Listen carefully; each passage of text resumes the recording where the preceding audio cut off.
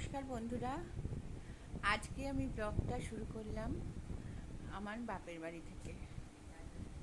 আর আমি আসলে morning walk করতে বেরিয়েছিলাম। তো মর্নিং ওয়াক করতে করতে আমি ভাবলাম একটু ঢুকে যাই ওদের ওখানে। মর্নিং ওয়াক শেষ করে ঢুকলাম।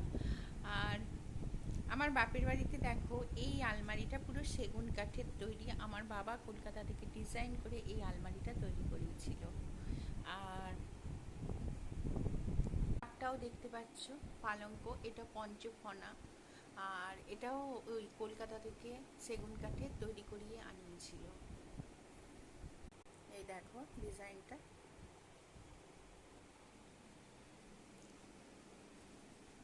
তা আজকে বাপের বাড়ি থেকে ব্লগটা শুরু করলাম বন্ধুরা। আর এসে একটু ডিম সিদ্ধ খেয়ে নিলাম।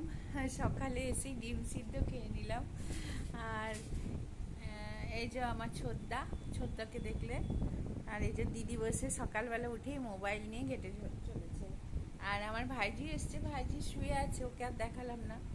যাই হোক, বাপের বাড়িটা তোমাদের একটু দেখিয়ে দিই। আর হাঁটতে বেরিয়েছিলাম অনেকক্ষণ, আজকে 5:30টার একটু পরেই বেরিয়ে গেছিলাম। এই দেখো আমার বাপের বাড়ি। কটায় যাবি টেস্ট করতে? 7টায়, তাহলে উঠে পড়।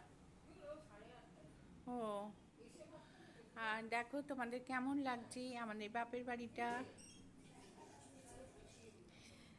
কেমন লাগছে।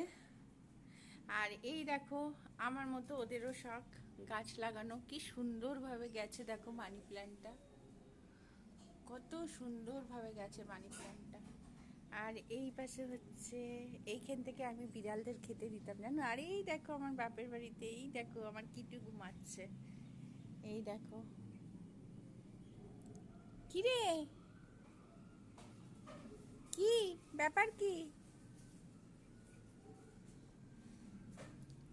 সে পাশে কুকুরগুলোকে কি মারছে বড় কুকুরগুলো, সত্যি বাবা। তোমাদের ঘুরিয়ে একটু দেখিয়ে দিচ্ছি। এইটা দেখো, এটা কিচেন। আর এই দেখো আমার হনুমানজি।